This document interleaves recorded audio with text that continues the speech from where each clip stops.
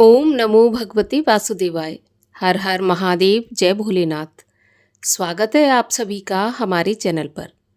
आज के इस वीडियो में आप सुनेंगे मंगलवार के प्रदोष व्रत की कथा। मंगलवार का प्रदोष व्रत रखने से सभी प्रकार के रोगों से मुक्ति मिलती है और अच्छे स्वास्थ्य की प्राप्ति होती है। तो कथा आरंभ करने से पहले आपसे एक ही आग्रह है, अगर अभी तक आपने चैनल को सब्सक्राइब नहीं किया है, पहली बार चैनल पर आए हैं तो चैनल को सब्सक्राइब करके बेल आइकन पर क्लिक कर लीजिए और अगर कथा पसंद आती है तो लाइक करके शेयर भी करिए। तो आइए शुरू करते हैं मंगलवार प्रदोष व्रत की कथा। एक समय की बात है, सभी प्राणियों के हित के लिए परम पावन भागीरथी के तट पर ऋषि समाज द्वारा विशाल गोष्ठी का आयोजन किया गया। महर्षियों की एकत्रित सभा में व्यास जी के परम शिष्य पुराण वेत्ता सूत जी महाराज हरि कीर्तन करते हुए पधारे। सूत जी को देखते ही शौनक आदि 88,000 ऋषि मुनियों ने खड़े होकर दंडवत प्रणाम किया। महाज्ञानी सूत जी ने भक्ति भाव से ऋषियों को हृदय से लगाया और आशीर्वाद दिया। विद्वान ऋषिगण और सभी शिष्य आसनों पर विराजमान हो गए। मुनिगण विनीत भाव से पूछने लगे कि हे परम दयालु, कली काल में शंकर की भक्ति किस आराधना द्वारा उपलब्ध होगी? हम लोगों को बताने की कृपा कीजिए, क्योंकि कलयुग के सर्व प्राणी पाप कर्म में रत रहकर वेद शास्त्रों से विमुख रहेंगे। दीन जन अनेकों संकटों से त्रस्त रहेंगे। हे मुनि श्रेष्ठ, कली काल में सत्कर्म की ओर किसी की रुचि नहीं होगी। जब पुण्य क्षीण हो जाएंगे तो मनुष्य की बुद्धि असत कर्मों की ओर खुद ब खुद प्रेरित होगी, जिससे दुर्विचारी पुरुष वंश सहित समाप्त हो जाएंगे।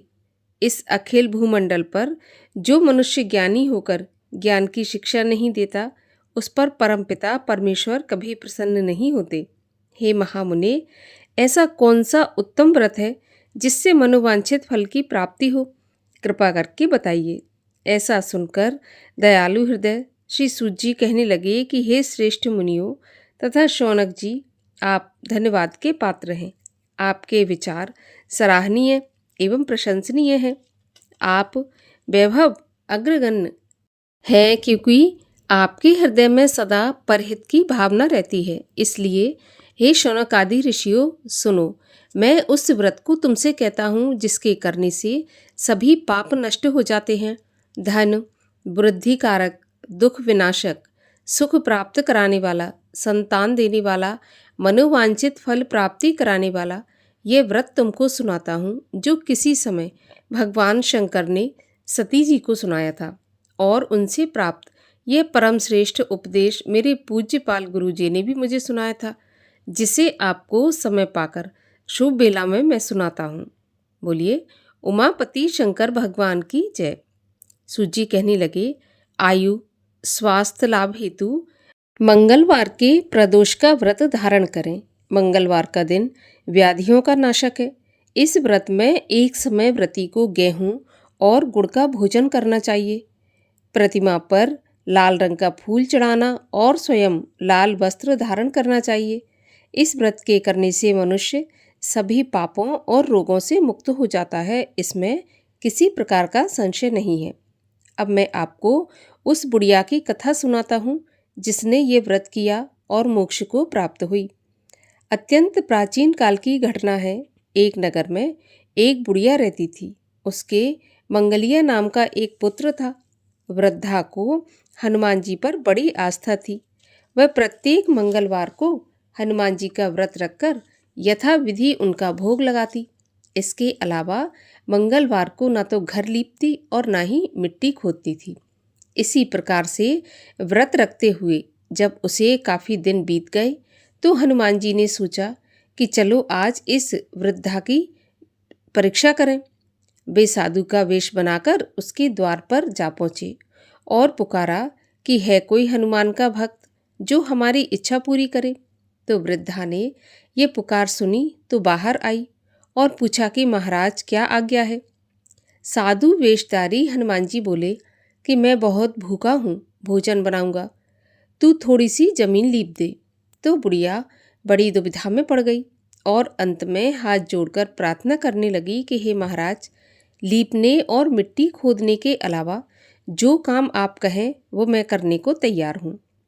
साधु ने 3 बार प्रतिज्ञा कराने के बाद कहा कि तू अपने बेटे को बुला, मैं उसे औंधा लिटाकर उसकी पीठ पर आग जलाकर भोजन बनाऊंगा। तो बुढ़िया ने सुना तो उसके पैरों के तले जमीन खिसक गई, मगर वह वचन दे चुकी थी।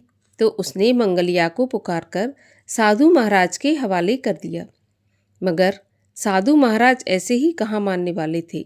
उन्होंने बुढ़िया के हाथों से ही मंगलिया को औंधा लिटाकर उसकी पीठ पर आग जलवाई। आग जलाकर दुखी मन से बुढ़िया अपने घर के अंदर चली गई। साधु जब भोजन बना चुका तो उसने बुढ़िया को बुलाकर कहा कि वह मंगलिया को बुलाए ताकि वह भी आकर भोजन लग कर ले।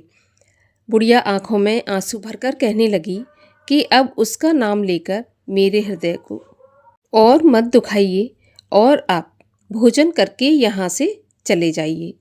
लेकिन साधु महाराज नहीं माने तो बुढ़िया को भोजन के लिए मंगलिया को पुकारना पड़ा। पुकारने की देर थी कि मंगलिया बाहर से हंसता हुआ घर में दौड़ा आया। मंगलिया को जीता जागता देखकर वृद्धा को सुखद आश्चर्य हुआ और वह साधु महाराज के चरणों में गिर पड़ी। साधु महाराज ने उसे अपने असली रूप के दर्शन दिए। हनुमान जी को अपने आंगन में देखकर बुढ़िया को लगा कि उसका जीवन और उसका व्रत सफल हो गया।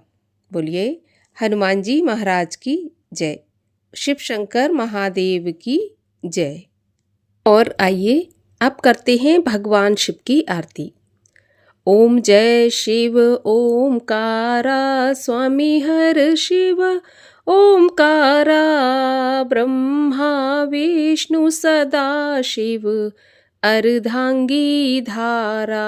ओम जय शिव ओमकारा, एकानन चतुरानन पंचानन राजे, हंसासन गरुड़ासन वृषवाहन साजे।